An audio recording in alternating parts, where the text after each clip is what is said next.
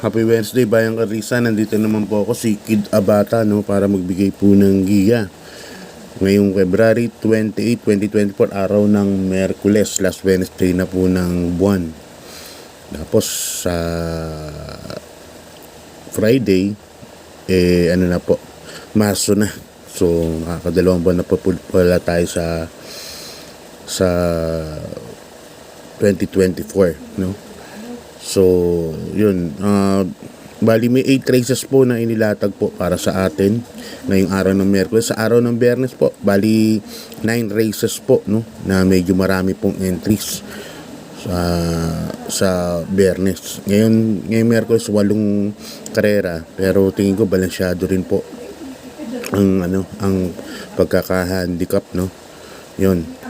Tapos recap po tayo nung last Sunday, no, yung Commissioner's Cup Division 3, 2 and 1. Division 3 napanalunan po nung 1A na si Modern Kong, no. Magandang diskarte po ni Dodong Villegas dahil nga nukunukan ng bilis ng pacing. Liga Pilipina dahil nasa tercero pwesto lang, so talagang first, second quarter, kaya kita nyo ang dami pong nagdatingan. Yung naliamadong may ballot falls, talagang hindi niya kinaya po yung pacing ng super bilis. Magaling po kasi may ballot falls pag nakakasunod po kaagad And nung time na yun, nung araw ng Sabado, layo-layo po ang agwat ng mga kabayo. So yung congrats po kay Vice Governor Sandy Javier pagka panalo ni Modern Kong. Ganda po na pagkakaremate. Sakto lang po yung bitaw. At nasigundo nga po dun yung kabayo po ni Boss Hermes Gueran, Diversity, sa kay ni Jeff Sarate. Nakala ko mananalo, no. Yun nga, nauninahan lang talagang La Liga Pilipina para masira ang pacing, pero napakaganda po ng tinakbo. May Diversity at natersero nga po doon si Uncle Vance. Sa Division 2 naman po, tinalo po ni Jungkook si Jaguar. Yan. Jungkook well placed, lagi nakaabang lang po siyang kwarto, quinto pesto para dun sa kwarto pesto na si Jaguar. Kaya nung kumuha na po si Jaguar, sumunod na rin po si Mark Alvarez, nakuha niya. Tapos sa Sunday naman po, iyaano ko naman po yung Division 1 na pinalo ni Stulen Ola. Yung sa opinion ko, bakit tanalo si Stulen Ola sa laban na yun. So ayan, start na po tayo. Race number 1, as usual, alas 5 po ng hapon po ang start ng karera. Race number 1 natin, 3-year-old and above maiden race.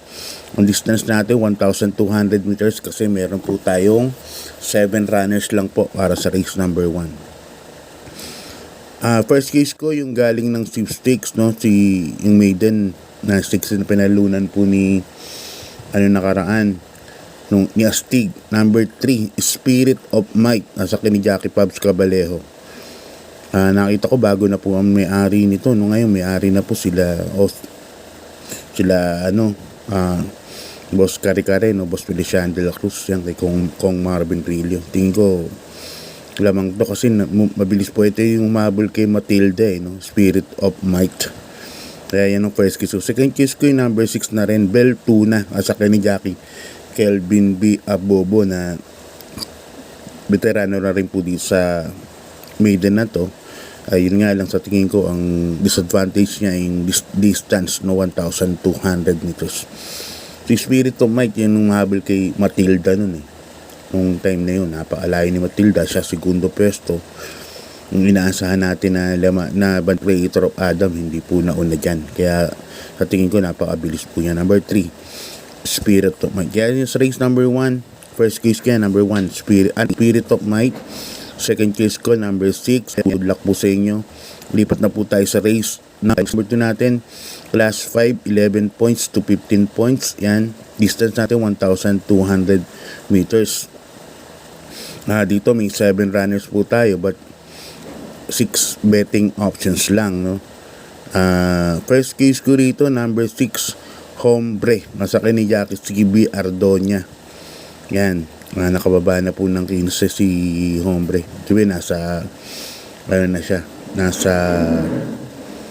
magandang grupo na, saktong grupo na, no, si Hombre. Kaya sa tingin ko, yan ang first case ko na number 6 Hombre. Second choice ko, yung couple entry, nakabayan ni Boss Maki Maceda, na kanila kong Edward, at ni Boss Oliver. Number 1, Maceda Stable, Grand Monarch, at couple entry, Hang Loose. Yan. Yan ang second choice. Hang Loose, alam nyo naman, pag may clay karera, kalaban po yan. So, parang sa akin, yan, protection po yan. Number 1 and 1A, Grand Monarch, and 1A, Hang Loose. Pero dito first case ko number 6 pa rin, Hombre. Yan, parang nakababa na ng laban, hahanap na ng grupo, no? Komportable sa grupo na to, yung 11 to 15 na to. So yun, tingnan nyo lang kung sa tingin nyo naman medyo lamang ng konti. So dyan 6-1 ako, si Hombre at saka Grand Monarch, Hang Loose. Yan. Lipat tayo race number 3, Bayang Karerista, rating base class 5, 6 points to 10 points. Dito may 7 runners po tayo. First case ko, number 6, Nosen Yang Yana, kasakay ni Jackie Mark Alvarez. Nandyan po ako. Dito kasi medyo may mga mabilis, no? Aliana, Sky Plus, yan, mabilis po yan. Baka ito si Nosen Yang Yana, alam na diremate, pero alam niyo na Mark Alvarez yan, magaling magpasalida po yan. Malamang nasa pwesto na po rin kagad yan. Kaya yun ang first case, number 6, Nosen Yang Yana. Second case ko, number 4 na rin, no? Yung sa tingin kong bandera, Aliana. Yan, magpinsan yata ito, no? Yang Yana and Aliana. And sasakay naman ni Ison L. Bautista. Yan ang second case ko dyan. Kaya dito sa race number 3, dalawa po ang PD ko. Number 6, Noseng Yang Yana. Number 4, Aliana. Yan. Ano yan? I-start ng pick 6 yan from races 3 to 8. So, shoutout din sa mga na-meet ko nung meet and greet. At yun, napakasaya po ng event sa mga nakapunta. So, shoutout po sa inyo, yung mga na-meet ko po doon. Yan, lipat na po tayo sa race number 4, Bayang Karerista. Ang race number 4 po natin, class 5, 11 to 15, split group. Yan, distance natin 1,200 meters. Ang umpisa ng second week 5 from races 4 to 8. Dito may 7 runners po tayo, but 6 betting options lang. First case ko ay nagbabalik, number 3. Ito galing sa bakasyon to. Yung parehas interest, number 3, Dugong Bughaw, saka yung 3A, Prime Time Magic, at saka ni Jackie King Flores. Yan, galing po parehas sa bakasyon yan. At alam niyo naman po ang grupong lalabanan yan. Nung bago nga nagbakasyon, medyo maganda po mga tinatakbo niyan. Kaya yan po ang first case ko. Lagyan natin ng second case pa rin. Syempre, hindi pa natin alam yung hindi natin alam kung may batak to. Pero syempre, sa connections, kung walang batak, hindi na may tatakbo yan. Definitely. Diba? Sa connections, siguradong may batak na yan. Kaya sinali yan dyan. Second case ko, number 5, Soacto Power Duo. Ito maganda, tirakbo kila Distant Thunder. Tercero yata o kwarto nung time na yun. Kaya siya yung napipisil kong second case dito, number 5, Soacto Power Duo. Okay, lipat tayo sa race number 4, 22 points to 27 points. Dito may 8 runners po tayo. Distance po natin 1,200 meters. Umpisa ng ng peak 4 from races 5 to 8. Yan. First case ko ay number 5, Bada Bing. Nasa kay ni Jackie James Torque. Si James Torque nagbalik na nung last weekend. Hindi ko alam kung nagpanalo, pero tingin ko hindi pa yata nagpanalo. Baka ngayon na po. Yan. First case ko number 5, Bada Bing. At natatandaan ko yung si Bada Bing, pag galing po ng bakasyon niyan, pagtakbo po, napakainam po ng itinatakbo niyan. Kaya yan po ang first case ko, number 5, Bada Bing. Second choice ko yung galing din sa bakasyon, number 7, Sandigan, sasakay ni Jackie Boji Henson. Yan. Isang mabilis na kabayo. Sa tingin ko, kung may magkaka-importansya rito, Ito po maging kalaban ng number 5, Badabing. Number 7, Sandigan. Alam naman po natin gumate yan si Sandigan. Napakabilis po. Masasakin ni Jackie Boji Henson. Kaya dito sa race number 5, dalawa pili ko. Number 5, Badabing. At saka number 7, Sandigan. Puro galing sa bakasyon yung mga pili ko. Okay, lipat tayo sa race number 6, Bayang Karista Class 5. 6 points to 10 points split group. Dito may 7 runners po tayo. Yan, distance natin 1,200 meters nga. Last daily double plus 1, no? Race 6 to 8. Yan. Minsan tayarin kayo yung daily 1. Ang gaganda ng binibigay. Lalo na kapag may mga segundo lamado o tercer lamado nanalo. Mabibigla kayo sa dividendo 100 plus, 200 plus minsan. So, parang semi-exotic na rin po, no? Kaya tayarin po kayo dyan. First case ko rito, number 2, Himanshi. Nasa kani Jackie J.R. de Ocampo. Yan, dyan po ako. Nasa mababang numero. Alam nyo si Himanshi, magaling po tumakbo to pag nasa dikit na balya. Kaya yan ang first case ko dyan. Second case ko, number 4 na rin. Start. Nasa kani Jackie Mark Alvarez. Yan. May 115 po sa 1,200 yan. Pagka nag-unok yung sikat dito, respetado na po yung tempo na yan para sa grupo na to, no? Ito yung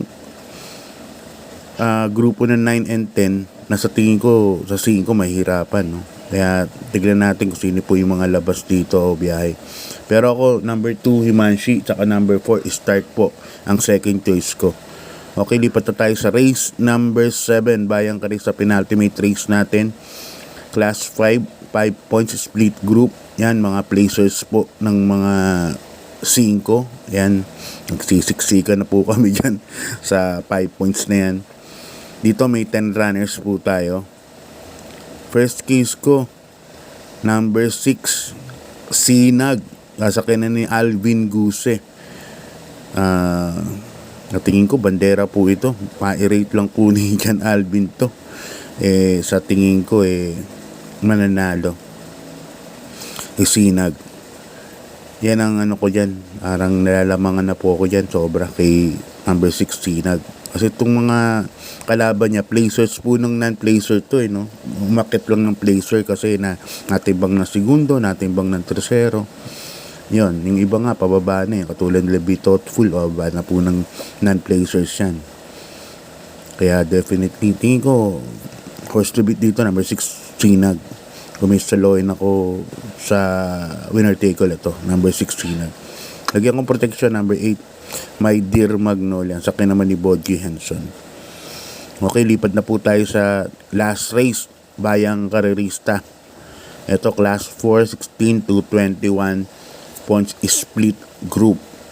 Dito may 10 runners po tayo. Yan. Ayun nga sa inyo, last race.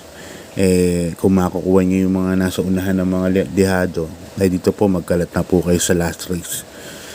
Nagbibigay lang po ako ng tips for purposes. Siyempre, pipili tayo for tips purposes. First case ko, yung hugando nakaraan, number 8, Distant Thunder. Nasa kini Jackie Allison Pabilik. Pag kinalabit, walang sabit. Number 8, Distant Thunder. Yan. Tingin ko lamang na lamang po dito yan. Yan, hindi po natin ano po ang magiging plano ng connections. Yan. Second case ko, number 3, Hiroshima. Nasa kini naman ni Jan Alvin Guse na naka-4 na sunod na panalo niya hata yun. Si Hiroshima, napakainam ngayon. So, yan ang second case ko. Number 3, Hiroshima.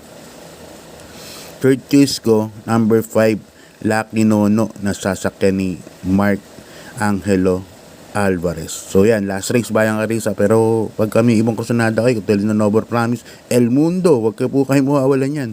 Pansama din po yan. El Mundo, Noble Promise, Heavyweight.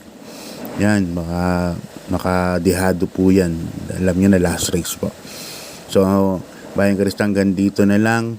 So, re-recap ko nung last Sunday, Division 1, Stolen Ola, nanalo kay Boss Emong. Milya po ang karera. Tingin ko ang pinanalo po ni Stolen Ola, first quarter po na ginawa ni Stolen Ola, 26 ang medyo. Parang nag-ensayo lang, no? Walang masyadong urging. So, ibig sabihin, intact po yung stamina ni Stolen Ola. Kaya nung chumak po, lumapit po sa OMong nung second quarter, third quarter, nag 23-22 media. Napakabilis po ng pacing na yun. Meron pa po si Stolen Ola, lumagpas po ng bahagya si Boss Emong Nguso, pero nai-urge po ni Alvin Guse hanggang sumapit po ang meta. Kumating pa sila ng 27. Si Don Julio hindi po nakahabol dun sa 23-22 media ng second, third quarter na yun, kaya ganun po nangyari. So God bless po, hanggang dito lang, God bless and good luck po. Bye.